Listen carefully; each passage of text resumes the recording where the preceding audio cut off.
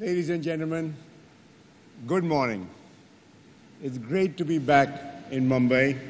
I see a lot of familiar faces, so we must have done something right by moving the conclave to your great city. A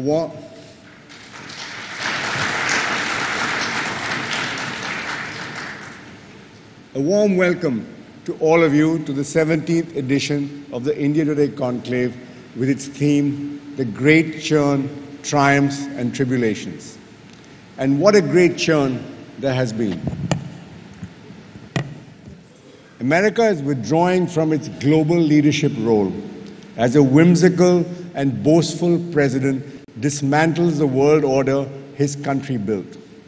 At home, he's at war with his own White House and security establishment. Chaos prevails in America. China's inexorable rise continues. It's no more just a factory for the world, but a muscular, aggressive power on the world stage, well on its way to superpowerdom.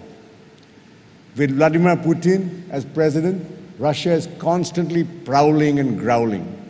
Their interference in the last American presidential elections is dominating politics in America, and ironically undermining the very president he wanted elected.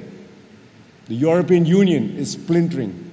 After Brexit and the migration crisis, many countries in the European Union have seen the rise of a new extreme kind of nationalism, shaking the foundations of the most progressive union of nations in recent history.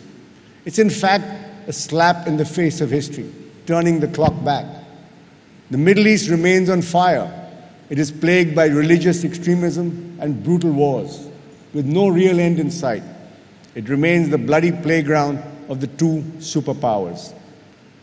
The Afghan war continues as the American presence clocks its 17th year.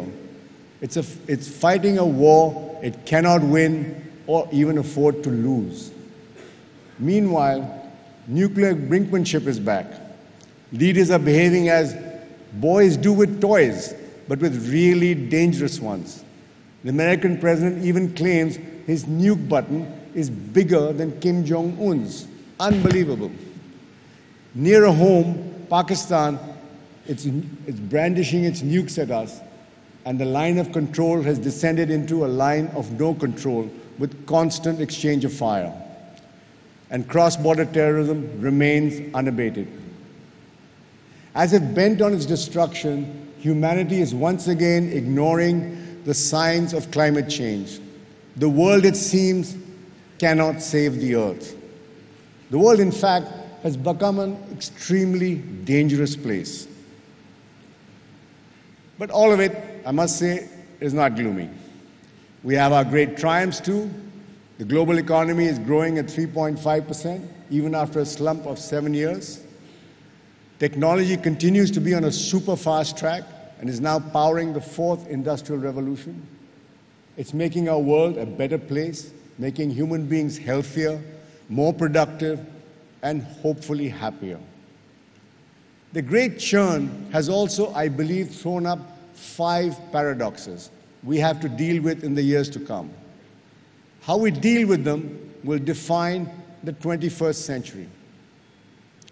The first paradox is the most dangerous one, the return of nationalism in a super-connected, globalized world. The forces of protectionism are rising. Country after country is throwing up barriers to trade movements of people and even ideas. The forces that separate us are becoming stronger than those that unite us. Tonight you will be hearing from an extraordinary thinker of our times, Yuval Noah Harari, who will be talking about 21st century nationalism.